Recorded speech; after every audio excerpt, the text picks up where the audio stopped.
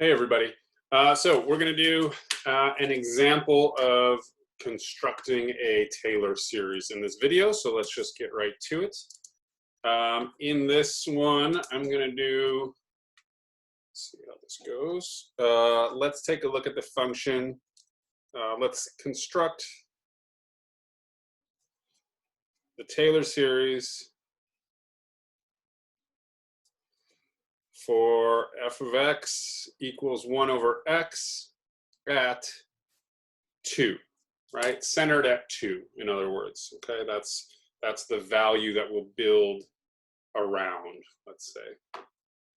Okay, so we have here's our process for constructing these Taylor series, right? We know that we need, what we're trying to write is f of x is the sum from n equals 0 to infinity of some constants times x minus a to the n, where those constants are going to be given by the nth constant is the nth derivative at a divided by n factorial. Okay, so right, looking at this, we already know almost everything we need to know, right? We know what a is, so we can plug that in. N is just, right, this is all prescribed except for these derivatives. All we need to do is compute derivatives at a. That's the big task here, right? And then we need to hopefully be able to write them down in a way that is convenient, right? Construct a little a pattern or something, right? An expression that's repeatable.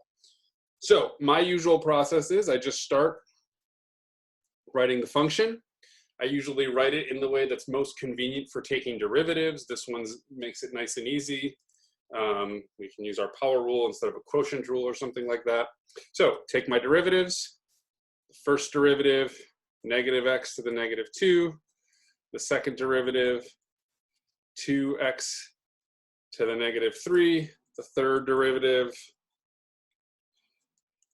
will be negative 3 times 2x to the negative 4. And then the fourth derivative will be 4 times 3 times 2x to the negative 5. Okay, so I'll just point out a couple of things. First of all, I can usually see, all right, what I see here is that the negative is alternating, and that appears to be continuing, right? Each derivative is going to pop another negative down. Every other time it'll cancel that out and become positive. I don't think too hard about that. We've seen this alternating series a million times. We need a negative 1 to the n or a negative 1 to the n plus 1, depending on if we want the odd or even terms even. So I kind of put that off to the end. The other thing you might notice is I'm not multiplying, right? We know that 3 times 2 is 6. What I'm really trying to see is what happens, what's going on, what pattern emerges, right? I don't care the particular number. I want to see the pattern that's emerging. And what I can quickly see here is that the nth derivative looks like it's going to be like the fourth derivative. This is a 4 factorial, the third derivative 3 factorial, 2 derivative 2 factorial, 1 factorial, 0 factorial. Again, I'm ignoring the negative for now. So that tells me right away I need n factorial in front, and then I'll have x to the negative n plus 1, right? At the fourth derivative, it's a 5. At the third derivative, it's a 4, and so on, okay? And then I need to put that negative 1, and I got to figure out if I want it on the even or odd terms. It looks like I want to be positive on the 0th, negative on the first, positive on the second, so just a simple n will accomplish this. When n is 0, this is positive, then negative, positive again at 2, positive again at 4, and so on. So there's a nice expression for our nth derivative. Let's now go ahead and plug in. We can plug in, sometimes I evaluate my derivatives all at 2, but I've got a nice simple form here that seems straightforward enough that I can go ahead and say the nth derivative at 2 is going to be negative 1 to the n times n factorial times x, 2 to the negative n plus 1, right? So I just substituted in 2 for x, okay? Which means my nth coefficient is, remember, the nth derivative at a, in this case at 2, divided by n factorial. Looking at this expression, it's pretty simple what's going to happen. When I divide this by n factorial, that disappears. So my nth coefficient is negative 2 to the n plus 1. Okay? Which means now, pretty straightforward, I can go ahead and write down that f of x is equal to the sum from n equals 0 to infinity of this expression times x minus 2 to the n. Okay? So there is our series for our Taylor series for 1 over x centered at 2. Okay? However, we've got one more step. Let's go ahead and take a look at the radius of convergence. I'm going to use, so let's hold on to this information.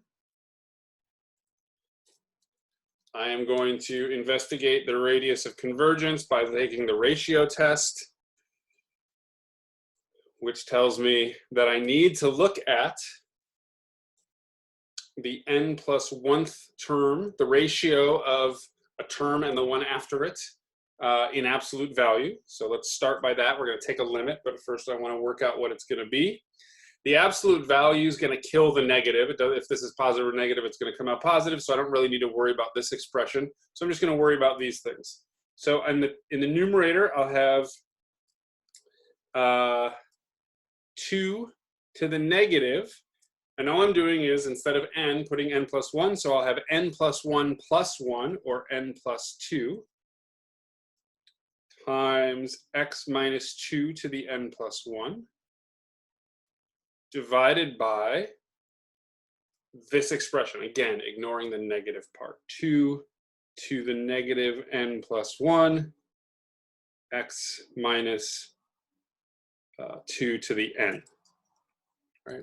In absolute value. Okay. So how does this work out? What do we have? Let's do a little bit of algebra here. So to simplify this, it might be easiest to see that all I need to do is negative exponents send, if you remember somewhere in junior high maybe or something, somebody may have taught you they're like elevator passes. I don't know, that's what I heard once. But anyways, a negative exponent takes the denominator to the numerator, numerator to the denominator. So this piece of it's going to look like 2 to the n plus 1 over 2 to the n plus 2. And then here, I've got one extra factor in the numerator than I do in the denominator, so all I have left is x minus 2. Here, I have one more factor of 2 in the denominator than the numerator, so that becomes a 1/2, and I can pull that out of the absolute value because it's already positive, okay? So there's my ratio. Well, all we need to do is take a limit of it. I'll write it out, but this is a very easy limit. Everything here is a constant relative to n, right? Changing n doesn't change anything here. So the limit as n goes to infinity of 1/2 the absolute value of x minus 2 is just 1/2 the absolute value of x minus 2. Okay. And what do we need to do? We are going to, for the ratio test, we know that this converges as long as the absolute value of x minus 2 is less than 1.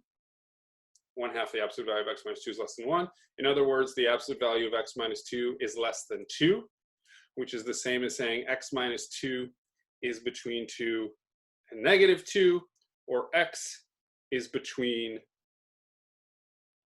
0 and 4. Okay. All right, so let's also investigate the endpoints. So let's see what happens with our endpoints.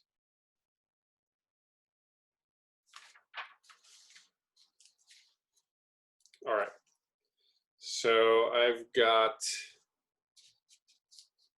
sorry, I did not plan my space correctly.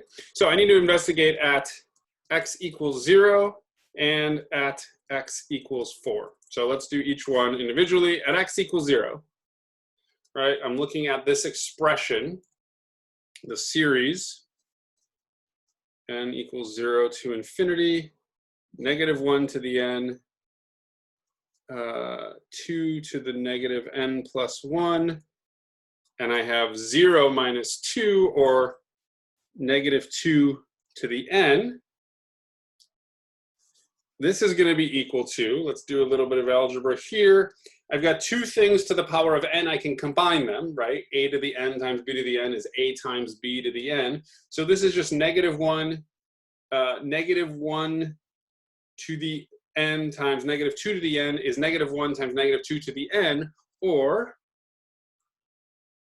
2 to the n times 2 to the negative n plus 1. Maybe it'll be a little easier to see this if I rewrite it. This is 2 to the n over, oops, missed my parentheses there, over 2 to the n plus 1, which is just this, right? There was one extra factor of 2 in the denominator. Well, what does that mean? We are adding up the value 1/2 an infinite number of times, which of course we write equals infinity. What we mean is this sum grows without bound. So our series does not converge at x equals 0. Let's now take a look at x equals 4. So let's do the same game. I've got -1 to the n, 2 to the negative n plus 1. And then I'll have, I'm putting in, remember what our expression was, I'm putting in 4. I'll have times 2 to the n. Okay. Let's see what happens here. So again, we'll have to do a little bit of algebra. Let's see, let's combine these two things first. I have -1 to the n, and I've got times 2 to the n over 2 to the n plus 1. Right, these two things, which gives me n equals 0 to infinity, -1 to the n times 1/2. Okay. This also diverges, though it doesn't go to infinity. This series looks like 1/2 minus 1/2 plus 1/2 minus 1/2 plus 1/2 minus 1/2, and on and on and on. Well, let's think about partial sums. This sequence of partial sums looks like this, which is not a sequence that converges, right? It bounces between two values, but it never gets closer and closer and closer to 1. So in fact, this series does not converge on either endpoint, okay? So this series converges between 0 and 4, but not at those values. We could have guessed it wasn't going to converge at 0 because of our function. Our function doesn't converge at 0, and so our series should match up with it there. It should be getting larger and larger and larger as it approaches 0. Let's go to the graph of this and take a look to finish this up. So we've got, all right, so here is our function. Let's clean this up a little bit. So we're looking at 1 over x, and the red line is the function itself algebraically, and then the blue line is our series. Of course, as usual, I can't make it infinite with the computer, but we'll get some notion. Right now, we're just looking at the first constant term. So let's start increasing the number of terms. There's our linear. This would be our first degree Taylor polynomial. Here we've got our quadratic approximation, right? This blue line is starting to look more and more like the red, and we see it getting closer and closer and closer. But you might notice that both at 0 and 4, this thing is, we've got these asymptote looking things to our series. The most important part is getting that we see this series is being well approximated by Here I'm up to a degree 50 polynomial. There it is.